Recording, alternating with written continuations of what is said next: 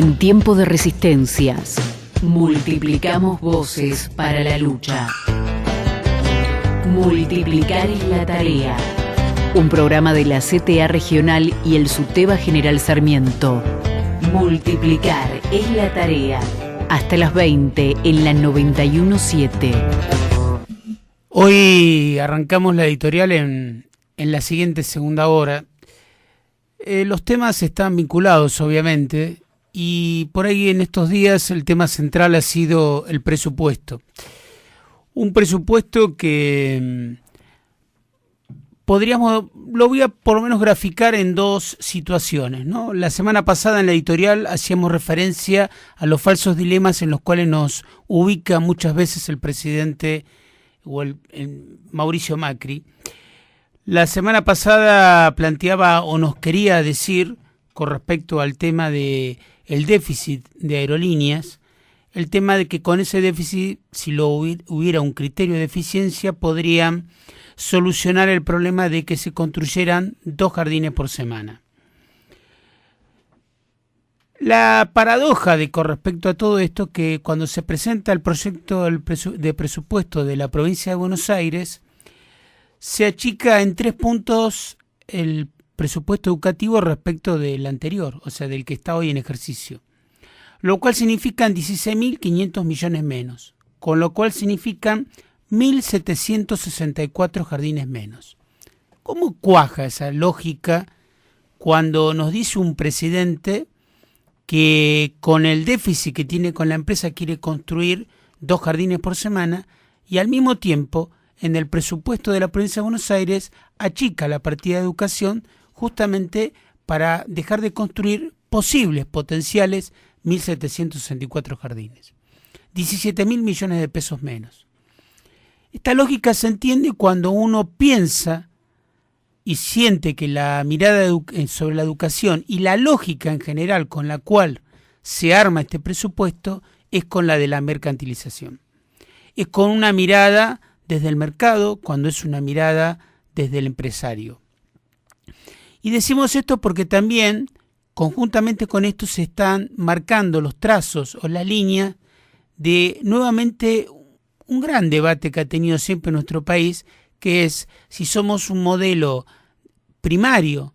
o un país que se dedica solamente a primarizar su economía y solamente algunas empresas, las empresas más grandes, las ligadas a los capitales más globalizados, son las que se benefician con respecto a todo esto, o se desarrollan una industria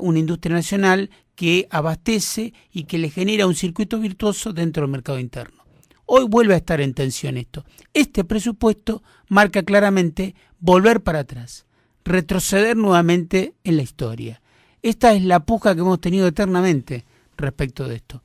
Y esta mirada del presidente empresario Macri justamente nos grafica cómo se plantea un presupuesto de cara a un modelo de país totalmente distinto. Pero no es solamente esto lo que nos puede preocupar, porque si no tendríamos una mirada que por ahí puede ser anecdótica, sino también que hay otras cosas que reflejan que son parte de esa política. Lo que ha tenido que ver con la subejecución de las partidas presupuestarias justamente en estas áreas, en educación, en salud, en promoción social, en estas áreas durante lo que ha tenido que ver con el presupuesto de este año, lo que tiene que ver con la mirada de endeudamiento en el presupuesto, que es realmente muy peligroso, porque tarde o temprano, lo decía Hugo Yasky la semana pasada en la entrevista que realizamos con él, el tema de lo peligroso del endeudarse nuevamente, porque otra vez nos llevan a enchalecarnos la economía y otra vez nos llevan a una situación de ponernos condiciones de cómo podemos pensarnos como país. Pero realmente, como estas personas quienes hoy gobiernan, quienes, como por ejemplo escuchamos a la legisladora por Mendoza de Cambiemos, justificaba el aumento en un porcentaje que claramente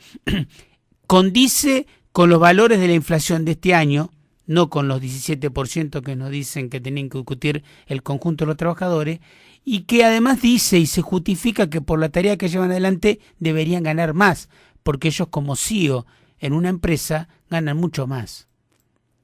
Esa es la mirada de este gobierno, una mirada absolutamente sesgada, una mirada en donde las grandes mayorías no estamos incluidas en esta discusión.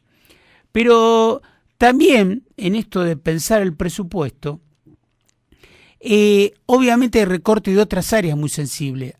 Hace unos días hubo una movilización de lo que tiene que ver con los investigadores, con la ciencia, pidiendo justamente que no se achique el presupuesto de ciencia que se logró avanzar en estos últimos años, que logró traer a muchísimos científicos nuevamente al país y que hoy, con el proyecto de presupuesto que hay, más allá que le han agregado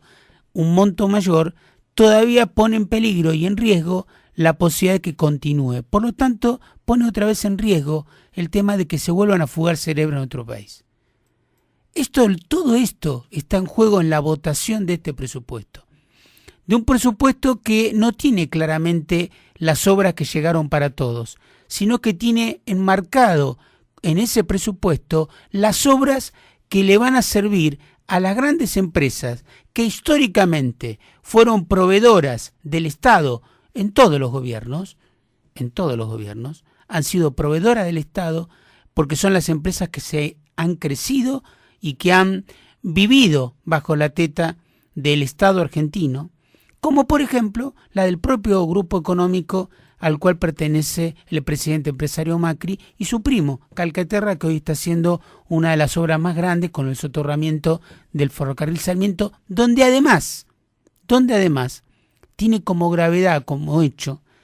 de que para poder hacer esa obra es el Estado argentino el que se endeuda y no es él como empresario corriendo el riesgo con respecto a la empresa. Quiere decir que si la empresa fracasa o hay una cosa que la paran a mitad de camino, la deuda queda en el Estado, o sea, en todos nosotros. Estos que hablan de eficiencia, estos que nos dicen permanentemente de que saben cómo hacer que algo sea eficiente, es eficiente siempre para el empresario. Y sobre todo para el gran empresario, no para el pequeño empresario ni para el pequeño comerciante, sino para el gran empresario, al que representan. Y obviamente en todo esto la deficiencia pasa a ser de parte de los trabajadores, de parte de la educación, de parte de la salud. Lo que para los empresarios es una deficiencia, en realidad, y un costo, para todos nosotros es la educación, es la salud, es lo que nos interesa, es lo que nos importa a cada uno de nosotros y lo que nos atraviesa a cada uno de nosotros. Por esta razón, por estas cuestiones, obviamente estamos en contra de este presupuesto que se va a votar, y lo digo en contra como central, porque no representa ni tiene que ver con los intereses de la grande mayoría, sino con un modelo que justamente va a seguir profundizando en la no inclusión y va a seguir dejando a argentinos por fuera del sistema nuevamente. Por esta razón, este 4 de mayo les pedimos a todos aquellos